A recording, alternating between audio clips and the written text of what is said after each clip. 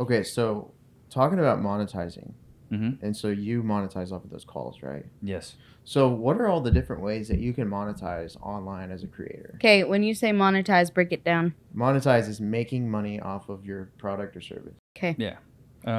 So the first thing I did, everybody wanted. So the first thing I wanted to commoditize or monetize on was attention. Attention is the biggest thing you can monetize on now. People want all the news outlets, all the shows, they want all of your attention now. Bo Burnham talks about this. He has a great monologue. So I was like, let me monetize on the attention. That's why I started the YouTube channel. The next layer was monetize on information, ebooks. So I came out with like 5 or 6 ebooks. Those all did really well. And then people were like, well, we want merch. We want pictures of your dog on a t-shirt. Cool. Slapping my dog on t-shirts and pillows and coffee mugs and stickers, and people bought that. And then the next thing I did was calls. People were like, well, Levi, I want to talk to you one-on-one. And I'm like, this is weird. Why do you want to talk to me one-on-one?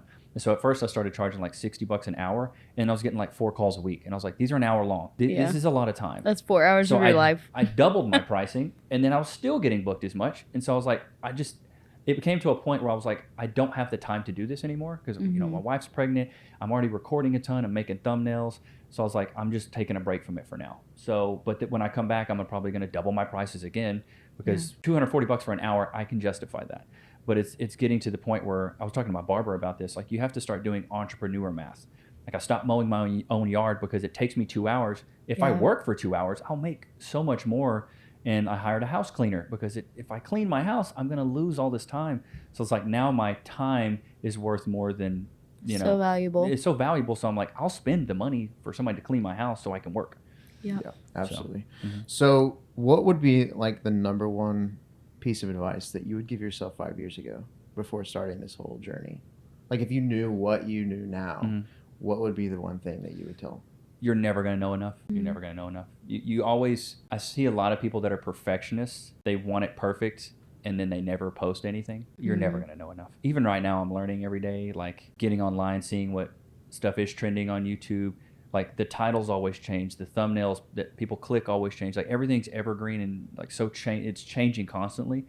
And so you're never going to know enough. So that would be the big thing for me, yeah. Always evolving. Everything's evolving, and you're always having to learn. Always having to learn. Because every single day I have to learn something new. Yeah. Because some new tool comes out, some new platform releases a new rule. YouTube just put out recently that they aren't allowing certain AI content anymore. They're not monetizing. You can't make money off of it. Yeah. And so that's like a huge deal. A lot of AI for channels. These people who have been using AI to just make a lot of money. And I honestly respect that of YouTube for doing that because it allows the actual creators who are being original and like putting their face on camera to get more of the audience and the views. Yeah, 100%. And so the last thing I wanted to touch on, you mentioned the atheists to kind of deep diving into your faith a little bit more. Yeah. I want to know a little bit more about that. So you were atheist for how long? Probably from the time I was 18 to 32. It was a very long time. Okay. So as soon as I got to college, I was around a bunch of musicians that were, you know what musicians do. And this guy approached me. He's like, have you ever heard of, Richard Dawkins? Have you ever heard of, Carl Sagan? Have you ever heard of Christopher Hitchens? I was like, never heard of these guys. Because they were questioning me on my faith. And I was born in a really small town in Paris, Texas. Everybody's Christian. It's just known. Yeah. Hey, you're a Christian. Cool. You pray. Cool. Pray before meals. It is what it is. But then I started getting all these questions. I was like, I don't know. Why do I believe this? And I was I guess rebellious, wanted to be different. And so I dove into it and I was like, you know what? I am anti-theist. I don't like theology. I don't like religion because of, all these things. But then as I got older, I was super liberal. And then as I got older, I was just more and more conservative. And now I got a kid. I'm like, I'm traditional conservative, like very to the book. So it took to a point where I isolated myself. I used Abilene as like my hyperbolic chamber for anybody that watches Dragon Ball Z, yeah. So anybody that watches that, it's like this hyperbolic chamber concept was like in Abilene, I can get so far ahead because I'm away from everything. I'm away from family. I'm away from friends. And it kind of hurt my heart to do that, but I felt like I needed to isolate to like better myself. And so I started doing a lot of internal work. And then my wife's very Christian. And then I met you. I met some other people here that are like really in their faith. And I think being around people that are in it, I was like, I like these people. I like this more than when I was around. And so I started reading more into it. And then one day I was like, I'm going to start praying. It was that simple. I'm going to start praying. And then kept doing it day after day, and then things in my life started going really well. I was getting in better shape. My YouTube channel is doing well. My connection with my wife was doing better, and I just felt better. Like this level of gratitude I'd never had, I started having every day. And so I just kept doing it, and now I'm still doing it, and it's awesome. Yeah. So that's something that you have to experience in order to kind of really know. Oh yeah. How that feeling is. Mm-hmm. And so, like, one example, being a business owner, there's a lot of pressure that is on your shoulders at times. Oh yeah. And so, especially whenever you're married, you have a kid. Oh, yeah, being the provider.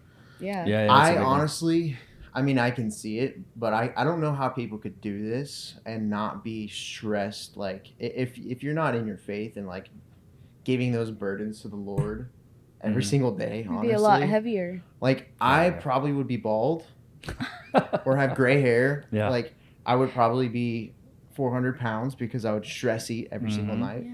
I'd probably honestly be an alcoholic. Like, yeah. And so I think it's important. If you've never thought about that or dove into that, if you're listening to this, I mean, consider it. Reach out to me, reach out to Katie, reach out to Levi. Like, let's talk about it. But I think that's a cool story. And so what are the like, is there any specific moments that you were like, maybe hit like a rock bottom, or was like, what made you decide to pray?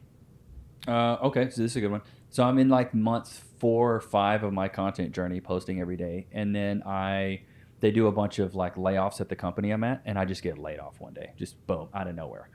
Luckily, I had a guy I could kind of work for on the side and do freelance, so I was doing that. And so, but then that allowed me that month, I felt like, I was like, wow, this really sucks. Like, I got no job. You know, my wife is working at the time, but it's just me kind of cold calling for this guy making $50 an hour, which was great. But then I was like, I'm going to just double down on YouTube. And then I started posting even more. That's when I started the 2 videos a day. And so that was like March of last year. And that was a pretty rock bottom. It's like, I wasn't making a lot of money. You know, my wife's making more than me. And that never, I mean, I love my wife. That never feels good. You want to be the provider guy because now I pay 100% of everything. And I'm like, you don't work. If you work, we're paying too many taxes. So that last March was like, it was rough. It was really rough because I'm still trying to post every day. And then I'm working for this guy and not really making any money. And then I'm also applying for new jobs, but I don't want a new job. I want to do this. And then I end up getting a new job. And then I worked there for maybe 6 months. And then I remember month 6, I was making more on YouTube than I was at my job. And I just talked to my CEO. I was like, yeah, I'm quitting. And he's like, what, you just got here? Like, you've been here 6 months, you're ramping. And this was a cush gig. It was an Australian company. They flew me out to Australia.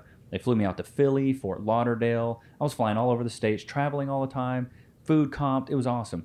But I just remember looking at him and be like, I'm making more online, sitting in my office, and I don't have to travel. I don't have to be away from my wife. I don't have to be away from my dog. So I was like, man, I'm out. Yeah. And he was